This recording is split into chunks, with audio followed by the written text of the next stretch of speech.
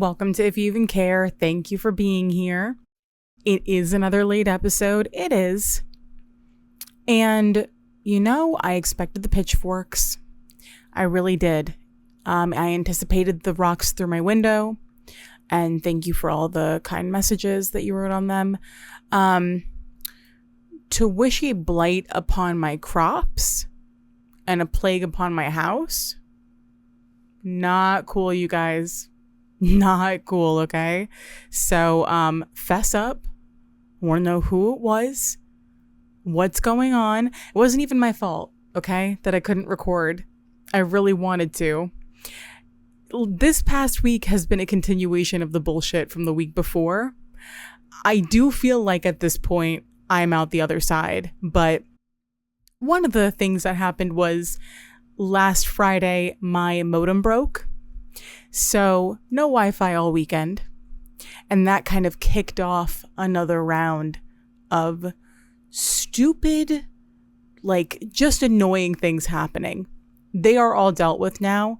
So it's not going to be another episode of complaining. And I appreciate that I was able to get that all off my chest last episode. Before we get into anything else, I really want to do a rapid fire kind of a couple of thoughts that are at the top of my mind right now. Just get them out of my mind so we can talk about other stuff.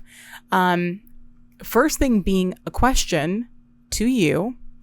I kind of want to put up a Google form and have people submit dilemmas or asking for advice or even just telling a crazy story about something, because I would also very much enjoy that. Whatever it is, I want to do that, but I know that a lot of podcasts do that, and I don't know if that's a segment that people tune in or out of, because I feel like sometimes that's the last thing in an episode, and then people are just all right, I'm done. I care very much about everything, everyone, anything happening at any time, always. So I'm very interested. I'm interested in doing that, but I'm not gonna do it if nobody finds that to be fun. So I don't know. Still toying with the idea. Open to hearing a yes or a no to contribute to that toying. Second thing right at the tippy top of my mind right now would be the song Saturday Night by Ravyn Lenae. I have been listening to it constantly. There's something about it that reminds me of the end credit song for the Alabasta arc in One Piece. The one where it's Princess Vivi in the desert at night. I don't know what it is though, because the two songs don't really sound alike. So I don't know what it is that I'm picking up on there, but it's such a good song. Anybody out there that's a, what are they called? What's the word for it? The word I'm thinking of, mellophile. Yeah. Anybody out there a mellophile? A real true lover and listener of music and wants to tell me if there's anything to that. There has to be something that I'm connecting in my brain, because every time I'm listening to this song, I think of that end credit. And it could be nothing. Sometimes things can be nothing. Write that down. We'll come back to that. Also, Trinity and Bryce winning Love Island. I'm very happy about that. I was #Brinity from jump. I was really hoping that Bryce was going to end up being a good guy. And I mean, it seems like he did end up being that way. I knew I was going to ride for Trinity no matter what. I was just hoping that whoever she was going to end up with, if it wasn't Bryce, was going to be a decent person. But I have really enjoyed, this is probably my favorite couple to come out of any of the Love Islands, and I watch all of them across the board. So why am I blushing and kicking my feet and giggling? Why do I have butterflies right now? But I was so happy to see them win. I had two really good cries this season because of them. The first one being when Bryce was crying in Casa Amor because he really missed Trinity, and it was really hitting him how deeply he felt for her. And it was because it was touching to see him being emotional, but it was also the fact that I knew at some point Trinity was going to get to see that footage. And I was what a beautiful thing to see like to see someone acting this way, like feeling this way because of you, because they feel so deeply for you. And we did get to see her watch that clip for the first time. That gave me a good sob. And then also when they won and Trinity started crying, and now I'm crying. They honestly made it worth it for me. I don't think it was a bad season by any means. I just got I got Love Island fatigue. That does not normally happen to me. I think it's just we're seeing this show and like discourse around it and advertisements around it, like products with Love Island slapped on it everywhere more than ever before. So I think it just got a little exhausting. And it was one of those things where I just decided, like, I'm just going to watch this and keep it to myself. I didn't really talk to anybody about it unless it like randomly kind of came up in conversation. So, and also having a bad day the other day because of the aforementioned bullshit week, my sister calls me and said, I just passed Sean on the street from Love Island because he lives like very close by. He seemed like he just was walking to nowhere. He was just wandering around. I said, you know what? Something about that is making me feel a little bit better. Just knowing that wherever Sean is, he's probably smiling right now. It's infectious. If you just think about it, if you even picture his smile, it's a little infectious. So that actually did make my day better. What else have I been thinking about? This is a throwaway thought. People that order McGangbangs are doing it performatively. Unless you've taken the materials needed for a McGangbang home, put that sandwich together and eaten it in your room by yourself, every time you've eaten it was performative. It was just to say that you ate a McGangbang. That one was really just not sitting well with me. Had to get that out. I did want to shout out a couple of people that I've been watching on YouTube lately, because I feel like sometimes you just hit a YouTube drought. You're sitting down with some food and there's not a single fucking thing that looks interesting to watch. And that happens to me often. I would say the person who I find myself watching the most, I've seen every single video on her channel and I've watched some of them twice. She goes over articles that are really interesting or reads books and has conversations about them. She has like a Patreon book club, and I am locked in from the beginning to the end of every single one of these videos. She just articulates herself really, really well. She's also really funny and I love her voice. It's easy to listen to. I had to Google how to say her name before because I always kind of fuck it up. Siobhan, actually, and let me pull it up on YouTube and not be disrespectful. I'll put it on the screen too, but it's at Siobhan Breyer Aguilar. Okay. And I'm really hoping that I didn't butcher any part of that because I do hate to get people's names wrong. But I love her. She's so great. And honestly, if you're looking for somebody that you can just like kind of just sit for a half hour to an hour, actually take something away from it and also be entertained, I would check her out. I'm not kidding. I've seen every single thing she's ever posted. And it's all really good. And for music, because I work from home and I get tired of listening to my own music sometimes, so I'll go on YouTube looking for like a mix to listen to. I really like DJ Kiss Cam. And she does funny stuff too, like wearing a Medicube mask while like playing a really sick playlist, or like and doing like a boiler room but in Club Penguin. She's great. Also Club Carter Radio. I have found so many new songs through that channel. Just really great at like curating a playlist and a vibe. And someone I really love for like, I've got lunch in front of me and I need to find somebody to pull up immediately. I already know that I can count on one of his videos. It's Burnt Rye. Burnt and then rye like the bread. I found him on TikTok a couple months ago. Immediately, I'm checking your bio. I need to see if you have a YouTube channel. Just in case your YouTube's feeling a little dry lately. If any of those interest you, you should check them out. Is there anything else in my mind, in my notes? To the person who told me to mix my perfume with baby oil, You don't know what you've done for me. You've changed my life. I did that for the first time, went out that day, got 3 perfume compliments. That does not happen for me. I've told you guys before, it's like it's the scents that I choose, or maybe I'm not using enough product, because I'm not gonna lie, sometimes I go a little cheap with it. I'm like, this shit is expensive. Do I want to drench myself in it? Yes. Am I trying to be reasonable about it? Yes. I need it to last a little bit. I'm guilty of going out and buying a travel size, even of my favorites. But I mixed it with baby oil. I don't know if I did it correctly. I don't know if I was supposed to like actually mix them like in a separate thing. But what I did was spray it and then put baby oil on and then gave it another little spritz.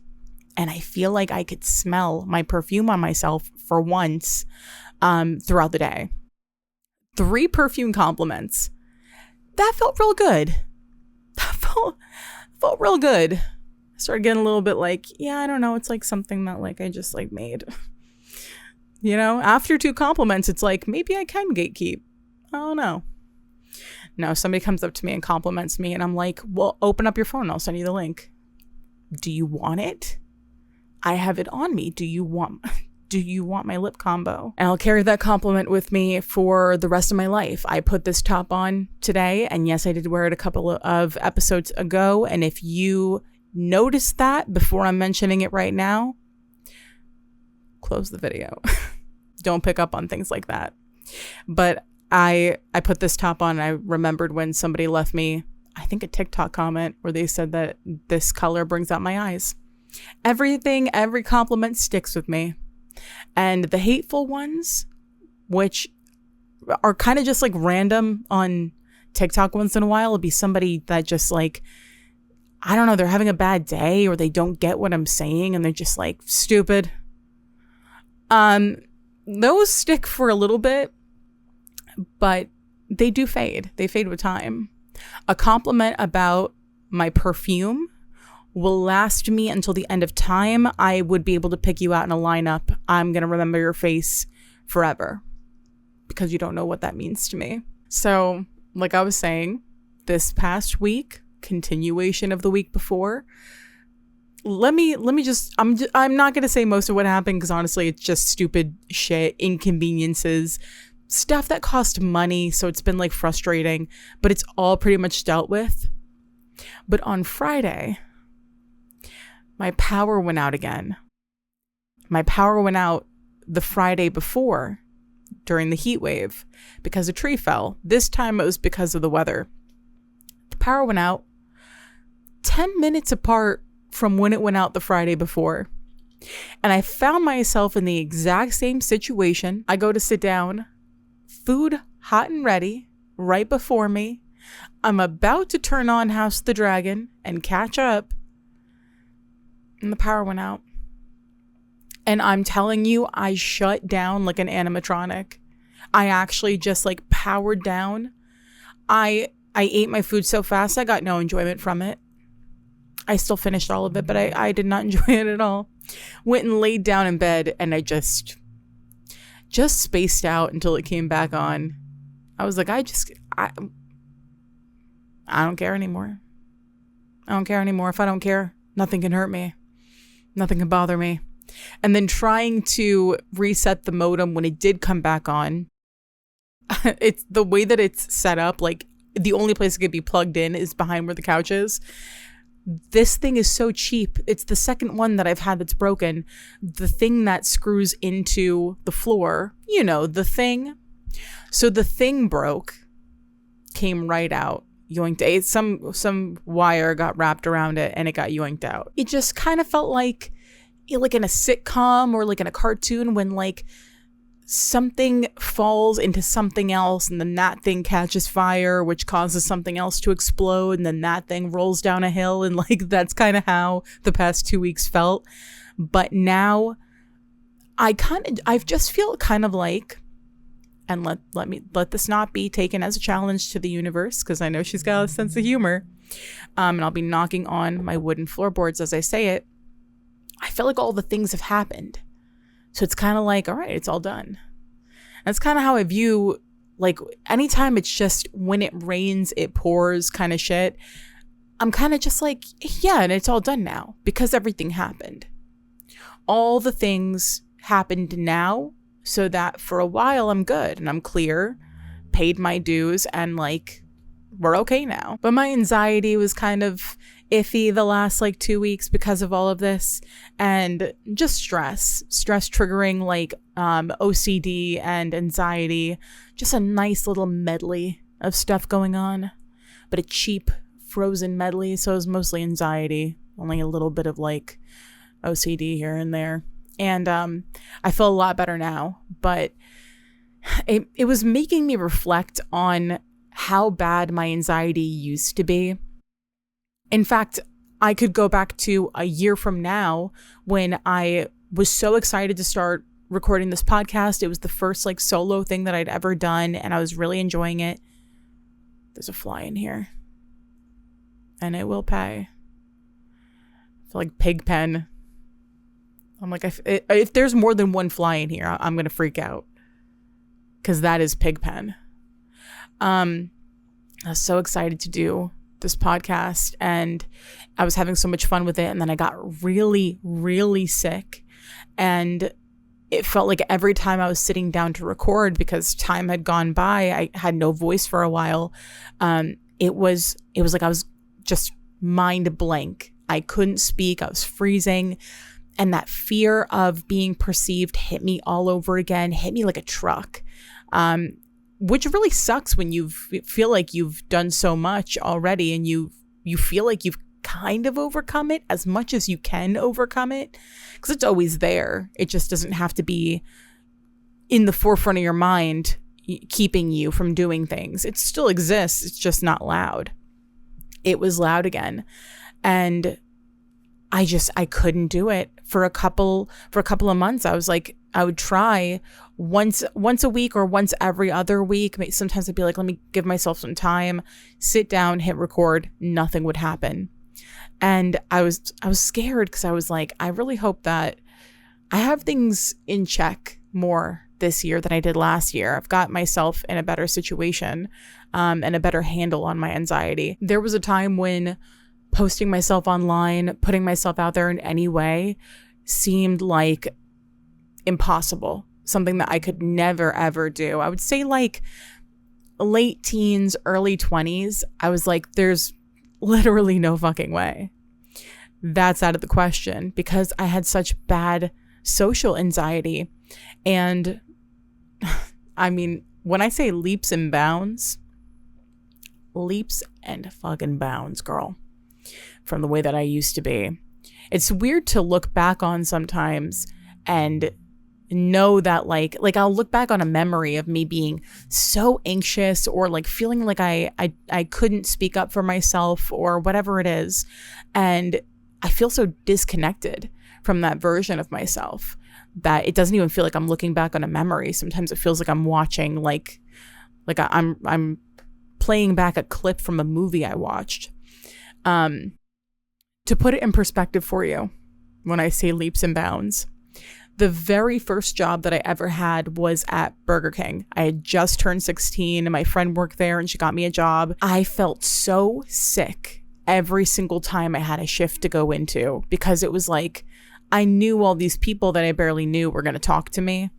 And like varying ages, like different kinds of personalities. It was just a lot. I just kind of stuck to my group of friends and just used to being around people that I know. So it was just different. It's your first job. Of course, I'm nervous, but I was really, really anxious. Like I hated it. I would cry at the thought of like having to go into work, but I would still go. And I wouldn't call out. I stuck to it.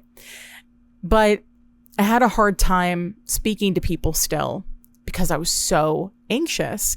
So I was working the fryers one day, and it was like the baskets of fries.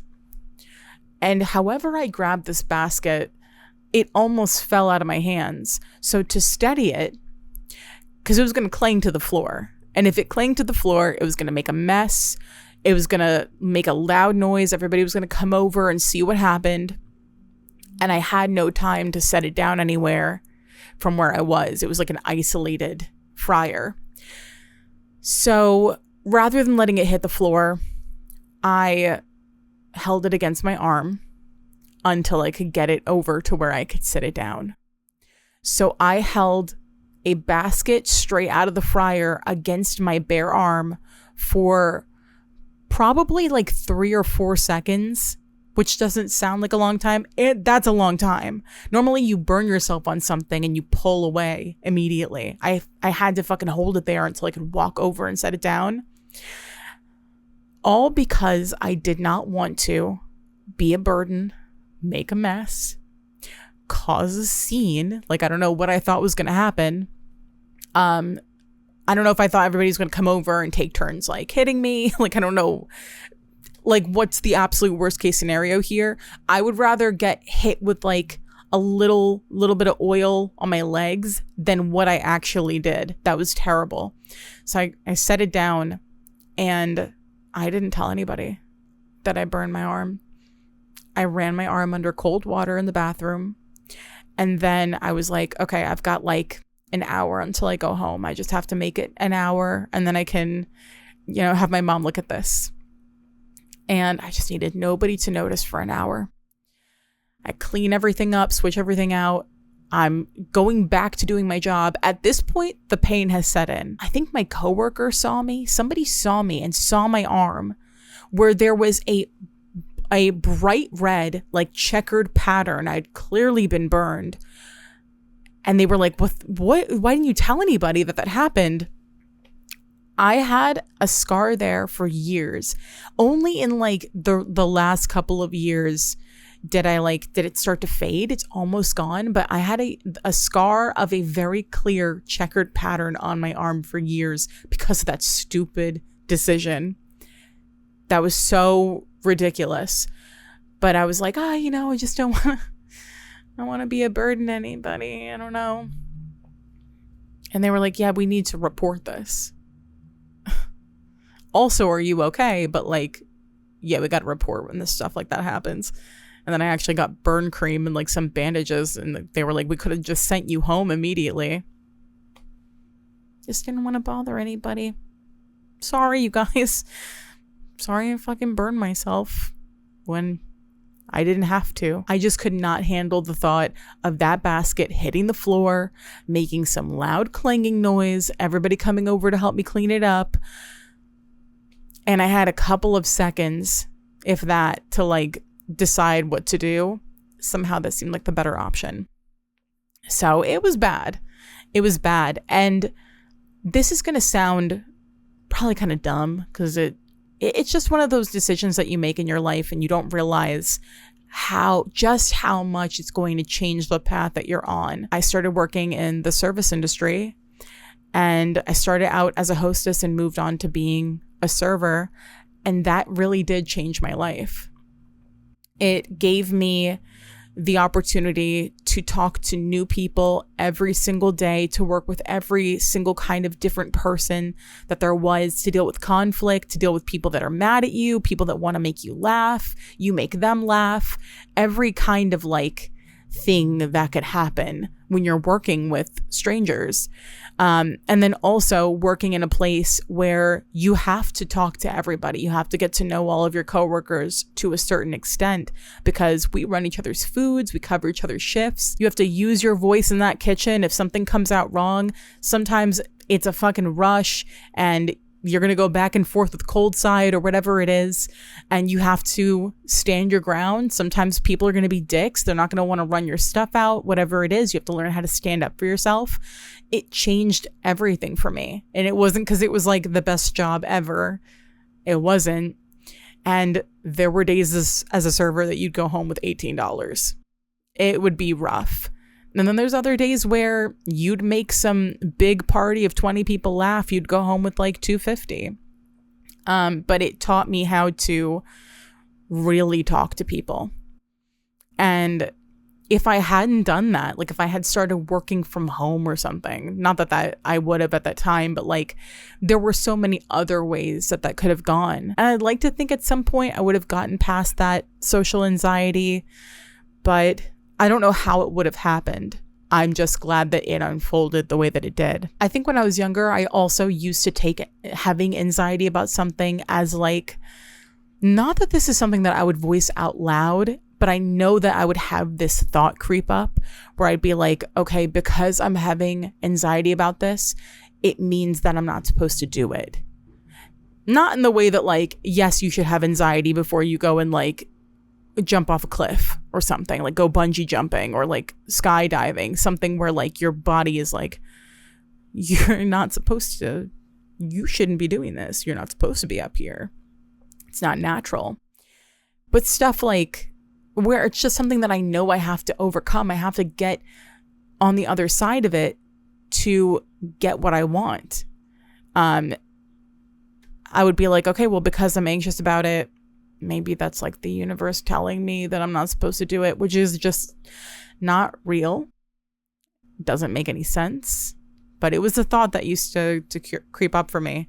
So sometimes I would listen to that anxiety and I would let it hold me back. And I think one of the biggest difference between that version of me and now is that I'll still push through. Like when I got really anxious last year and I couldn't record and it felt so overwhelming, I still set the camera up and I still tried every single week. And I didn't stop. I would set a day where I knew I was going to try again and I would try again. And it didn't work out so many times, but I still kept trying. And I don't listen to that anxiety like it is some fucking signal being sent to me that's like, this is a bad idea. You're not supposed to do this. This is not meant for you. Because it's just something that like just about every single person ever has had. That fly is still buzzing around here too. It's one of those gross like GMO flies, the big meaty ones. If that thing hits me in the head, you're going to hear a thud. Anyway, speaking of anxiety, something I saw this past week that freaked me the fuck out. I saw the clip of the streamer Extra Emily. She was streaming while driving and she's reading her chat and she goes to merge into the lane to her left without checking her mirrors or looking. And a car is coming up right beside her. She almost merges right into this car, but they catch it and they hit their horn. So she kind of like straightens back up in her lane and she's like, oh, I'm sorry. Like, I'm glad that they hit their horn. She gets suspended from Twitch for doing that. And then they overturn it. So I think she was banned for like a day. And apparently she's been in trouble for doing something similar to this before. She ran a red light while she was checking her phone, like interacting with chat. So for it to be overturned that easily, for her to kind of just get a slap on the wrist when it's not a first offense is really crazy. I don't know much about like other things that she's done. I do see this woman get it real bad online sometimes. I just see people saying really nasty stuff about her.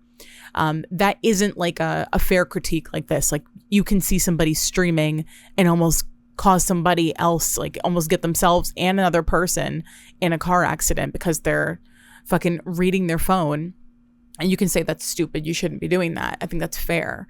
But a lot of the other stuff that I see about her is like just being nasty. And I don't know where that comes from. I don't know if she's a controversial person. And see how that word just kicked my ass? It's not anything about her personally. I hate the idea of people doing something this reckless and streaming it to an audience of people who are really young and impressionable and a lot of people who want to be streamers themselves and thinking that this is okay. Like the worst thing that's going to happen, which would actually be like causing an accident for yourself or for somebody else. But the worst thing that can happen in terms of like their streaming career is like, yeah, you'll get like banned for a day.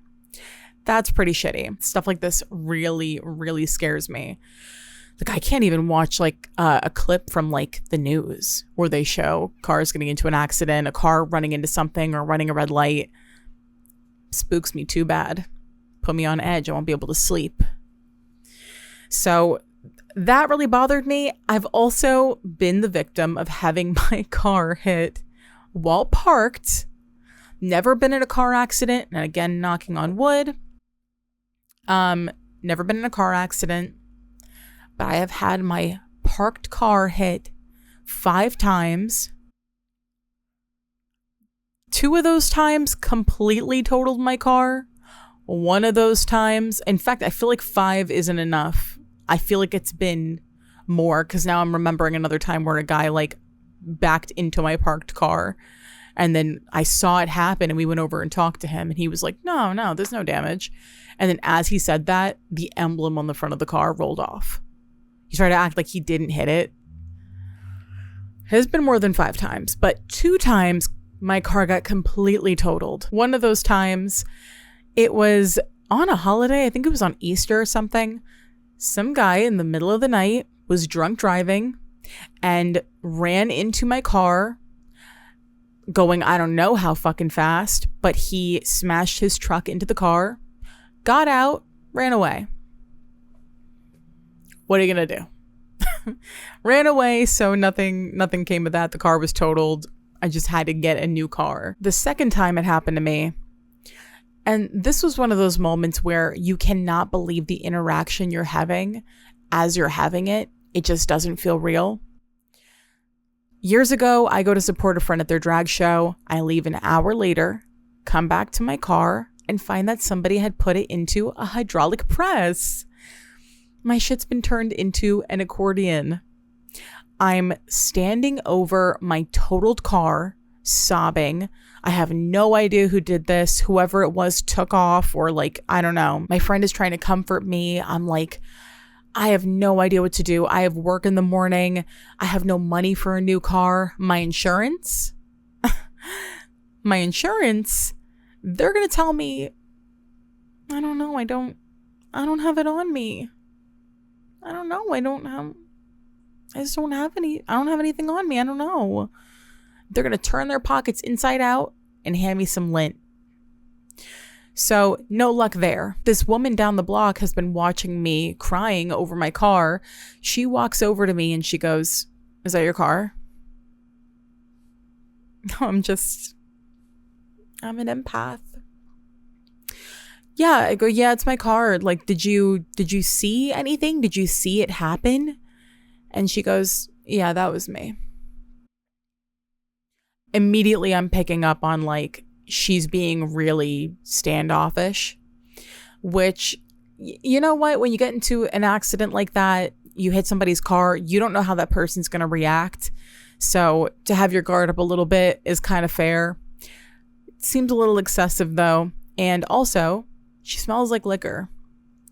And I'm like, okay, I guess we have to exchange insurance information.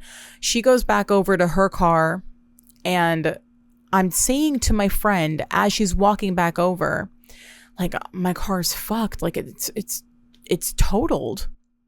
And she goes, "Yeah, my car's pretty messed up too." So you're not really reading the room right now. In fact, it's more of a picture book. I want you to look at me in my body glitter and my boots, crying over the corpse of my Honda. And then look over at your massive SUV with a dent in the front. You're going to drive back home. Your shit's Godzilla. My shit's Godzuki. Like, you killed Godzuki. You wiped my shit out. I go, "Yeah, I really don't want to hear that right now." She's like, "Ugh, okay." Like, my car got damaged too.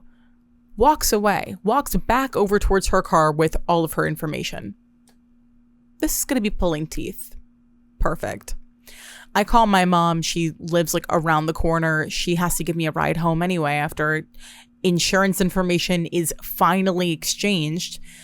But she's dragging this out. She's being an asshole. She's like kind of arguing with her friends that were in the car with her. She's arguing with me on and off. And again, my car was parked. So what I've done in this situation, I'm not sure. You would think I parked in the middle of the street at like a 35-degree angle. Right there in a blind spot when you turn a corner. So she had no choice but to hit my car. Or perhaps I left my giant magnet in the car that day. But I didn't. I left my giant magnet at home where it belongs. So she's going to make this take as long as fucking possible. She's clearly drunk. And I think her friends are trying to reel her in this moment because it's very obvious that she's been drinking. At some point, I walk over to her because she's gone back over the end of the block to her car again. And she's arguing with her friends. I walk over to be like, can I just like take a picture of your stuff? And there's bottles on the floor of her car. The door's open. I can see bottles. Glass bottles. Not Snapples.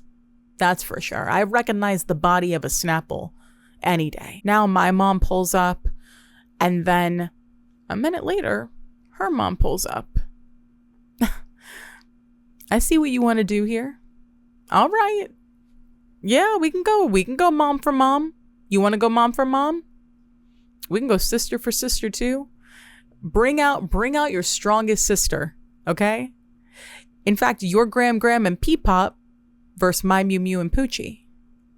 Your father, and hey, I'll forfeit that round. That's all right. You got me there. You got me that round. But you want to go mom for mom? This isn't looking good for you. I'm looking at her poor mother. 0 points in dexterity. Okay, hands are shaky. I can already tell my mom could like light that burns the sky. Her mom shit. It's just not even fair. It's not right. She shouldn't have even sent her out. So we leave her out of it. And she's trying to calm her daughter down too. Everybody's kind of trying to reel her in, and she's just getting louder and angrier, yelling at me, at my mom, at my friend. Then some guy comes out of his apartment, which we're arguing right in front of, and he goes, "Hey, I got a baby sleeping in here." And it was like everybody went quiet for a minute. And then just started yelling over each other all over again, even louder. And now he's yelling too. So it's just noise pollution. Nothing is like getting resolved.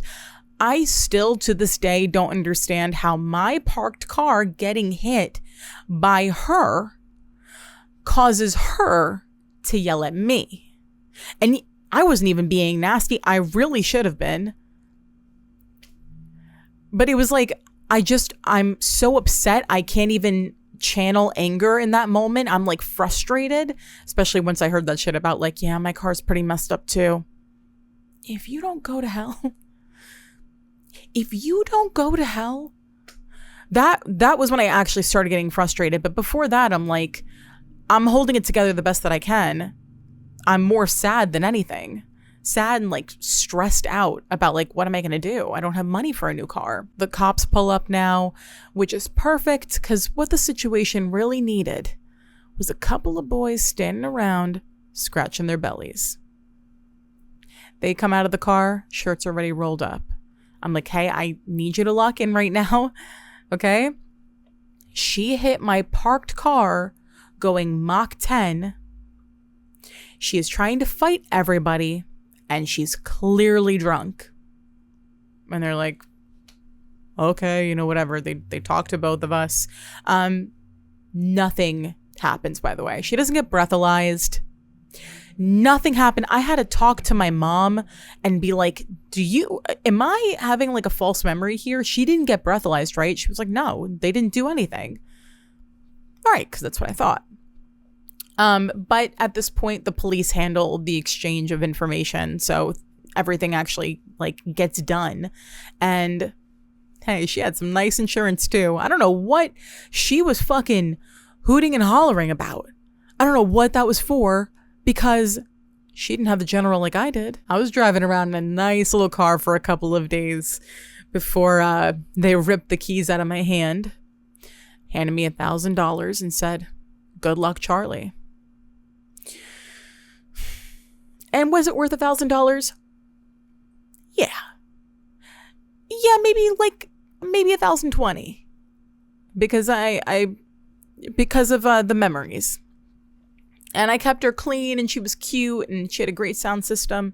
I loved that Honda. I loved that Honda so much. To this day, I have a better car now. It's a Nissan. Like it's nothing great.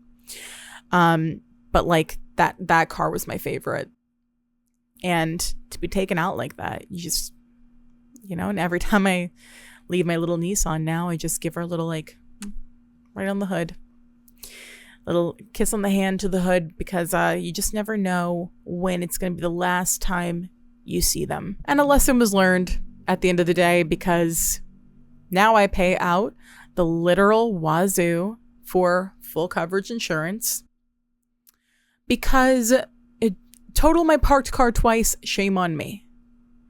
Total my parked car 3 times, I'm going to get into your car and I'm going to drive away with it.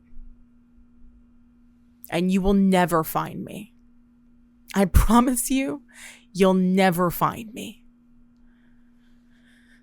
So it is what it is, kind of thing. But that's why when I see something like the extra Emily video, I get extra freaked out. I'm like, I mean, there's been so many near misses on the road over the years, but like I'm always being hyper vigilant. But I also don't like to be in the car with a nervous driver either. That's like that's on the other end of like, you're switching in and out of lanes and driving like an asshole. And then there's like, you're so nervous that you're held up at a stop sign for an additional 45 seconds because you don't remember which order to go in, or you're scared another car is going to go at the same time as you. That's also awful. I pay attention. I've had enough bad luck with cars in my life to know shit changes in an instant. And I you know what? And I like my car now too. She's been pretty good to me. She's not the Honda, not by any means, but she's treated me well, and I cannot see her go out like that. Anyway, that's it for this week. And apologies again for a late episode. I do want to say I have noticed that people have been leaving ratings, like reviews on Spotify. It is very much appreciated. Thank you so much if you've done that. I saw the number creep up. It means a lot to me. It means, and it means literally everything to me, actually. So thank you for being here. If I have to get on here next week, a couple of days late again, and I tell you that my power went out again, we're going to have a conversation about the curse that was put on me as a baby. We're going to have to finally have that talk. Okay, bye.